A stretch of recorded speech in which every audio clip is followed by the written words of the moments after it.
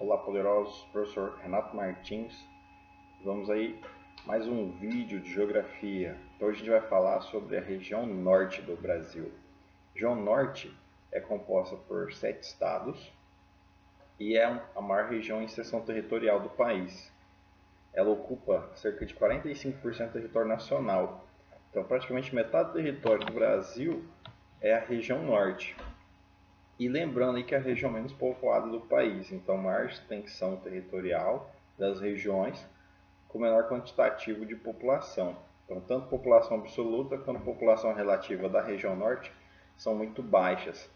Isso favorece ou favoreceu a região norte até então pela baixa ou pelo baixo nível de degradação da região. Então a gente pode colocar a região norte como a região mais preservada do Brasil. Então, a baixa densidade demográfica favoreceu aí a preservação dessa região. Ela faz fronteira com 8 países. Então, dentro da região amazônica, o único país aí que não faz fronteira com o Brasil é o Equador. Então, todos os outros países da região amazônica fazem fronteira com o Brasil e fazem fronteira aí com a região norte do país. Então, se a gente for elencar ali a Bolívia, o Peru, a Colômbia, a Venezuela, as Guianas, né? Guiana Francesa e o Suriname. Então, todos esses países aí fazem fronteira com a região norte do país. Nesse ponto de vista geopolítico, ela é uma região estratégica. Então, vários países fazem fronteira, além da condição de biodiversidade e riqueza mineral, florestal, biológica da região. Então, a região é extremamente estratégica, tanto do ponto de vista nacional quanto do ponto de vista internacional. E aí a gente pode destacar também a questão da estrutura geológica. Então, como eu falei, uma região rica em recursos minerais. Então, a gente encontra na região norte dois tipos de estruturas geológicas presentes no Brasil, que são os escudos cristalinos e as bacias sedimentares. Então, escudos cristalinos são ricos em minerais metálicos. A gente tem ali no estado do Pará a maior reserva de minério do mundo, que é a Serra do Carajás. Então, importante área de mineração do país. E nas bacias sedimentares a gente encontra importantes reservas de gás e petróleo, ainda pouco exploradas na Amazônia. A região ela é formada, segundo a classificação de relevo do Jurandir Ross, por planaltos, planícies e depressões. Então, os planaltos na região amazônica eles coincidem com os escudos cristalinos, que estão mais na porção norte e porção sul da região. Aí a gente tem no centro da região, no sentido oeste-leste, que seria o sentido do rio Amazonas, a planície fluvial, que é uma planície de deposição recente, e o restante do território, ou seja, a maior parte do território da Amazônia, da região norte do país, é formado por bacias sedimentares. E essas bacias sedimentares está relacionado à formação de depressões, ou seja, é uma forma de relevo que interliga os planaltos da borda sul e norte até a planície fluvial que está no centro ali da região norte do país. E aí essas depressões coincidem com as bacias sedimentares, que são bacias sedimentares de deposição mais antigas. Como essa região é muito extensa, ela favoreceu também para a formação de uma grande rede hidrográfica. Então, a bacia hidrográfica que compõe a região norte, a bacia hidrográfica do rio Amazonas e a bacia hidrográfica do rio Tocantins-Araguaia. Então, o rio a bacia do Tocantins-Araguaia compreende ali o estado do Tocantins e o estado do Pará. Aí a bacia amazônica ela faz parte da maior parte da região norte do país. E cabe aqui dizer também que a bacia amazônica é a maior bacia do mundo, tanto em extensão territorial quanto em volume de água, e possui também um rio mais extenso, que é o rio Amazonas. O uso da navegação é muito intenso. Então, a região do país onde a hidrografia é um dos principais meios de transporte é a região norte. É a região onde a rede hidrográfica ela é mais explorada, mais utilizada. Além da utilização para navegação, a gente também possui intenso uso para geração de energia. Então veja só, a bacia do rio Amazonas ela tem a maior potencial de geração hidrelétrica do país. Ela não é a que mais gera hidroeletricidade, mas é a que tem o maior potencial. Hoje no país a bacia que mais gera energia é a bacia do Paraná. Só que ela já tem praticamente toda a sua capacidade explorada. A bacia do Amazonas, ela ainda é subutilizada. O principal ponto dela ser subutilizada é por causa da ineficiência de utilização da energia na própria região.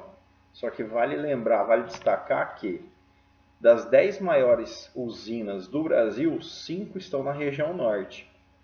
E a energia gerada dessas usinas, elas são direcionadas para o Sistema Interligado Nacional. Ou seja, você aí na sua casa, em qualquer região do Brasil, pode estar usando agora energia proveniente da região norte do país. Porque a energia gerada lá ela é distribuída na rede nacional.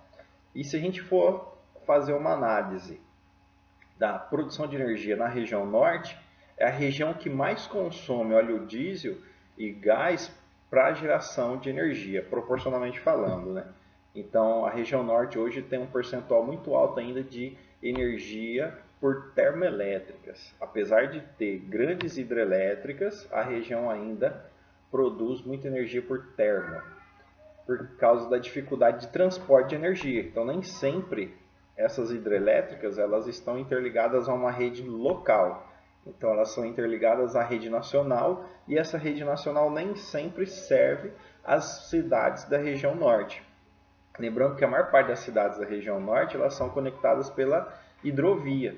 Então, muitas vezes o acesso a essas cidades é muito difícil. Então, só a título de sapiência aí, das 5 maiores usinas que a gente encontra na região norte, a gente vai destacar aí a maior, que é a usina de Belo Monte, no Rio Xingu. Essa aí que gerou muita polêmica no país durante seu processo aí de aprovação e construção. A usina de Tucuruí, que é uma usina já mais antiga, que fica no Rio Tocantins. A usina de Jirau e Santo Antônio, essas duas ficam no Rio Madeira. A usina de Telespires, que fica também no Rio Telespires. Então, essas usinas aí têm uma capacidade de geração de energia muito alta e a maior parte dessa energia ela é distribuída na rede nacional. Então, só para destacar aí esse contexto. Aí, nessa perspectiva da região norte, a gente tem que lembrar também o contexto importante da questão ambiental. Então, é uma região de clima equatorial, é um clima quente e úmido.